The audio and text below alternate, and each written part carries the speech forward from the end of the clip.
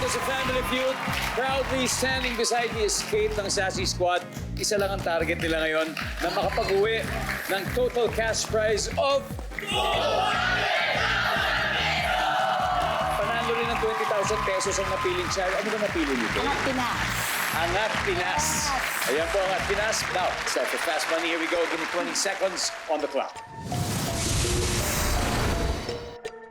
Magugulat ka kung ang isang lolo ay magkaroon pa ng baby sa anong age? 70. Magbigay ng ibon na meron sa Pilipinas. Maya. Sa sala, something na pwedeng mabasag. Vase. Word na karime ng tan. Can. Ilang piraso ng underwear meron ka? 7. Let's go, Kate. Tignan natin kung ilang putos na nakuha mo. Alright, magugulat ka kung si Lolo nagkaroon pa ng baby sa 70 years old lang yun. Sabi ng survey ay, yes! Magbigay ng ibon na meron sa Pilipinas, Maya. Andyan ba ang Maya? Siyempre, sa sala, something na pwede mabasag, face. Oh yes, survey. Whoa, word na karime ng can, sabi mo can. Sabi ng survey. Yup. Ilang piraso ng underwear meron ka? 7.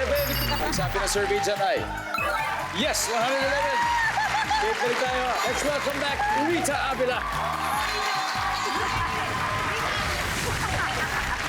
Sa tingin niyo po, ilan ang nakuha ang puntos ni Kate? Oh, magaling yung batang yan eh. Magaling Baka ka. parang naka 100 plus. Yes, tama kayo. 111 to be exact. So, ibig sabihin, 89 to go. At this point, makikita na ng viewers ang sagot ni Kate. Give me 25 seconds on the clock, please. Good luck. Okay, thank you. Ito po. Magugulat ka kung ang isang lolo ay magkaroon pa ng baby. Sa anong edad? Go. 75?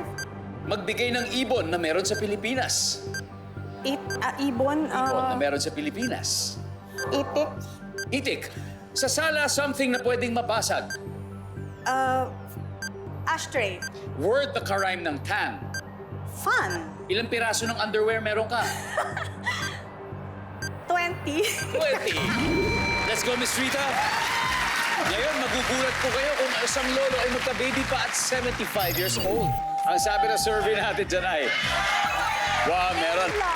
Ang top answer ay 70 nakuha ni Kate. Magbigay ng ibon na meron sa Pilipinas. Ang sabi niyo, itik. Ang sabi ng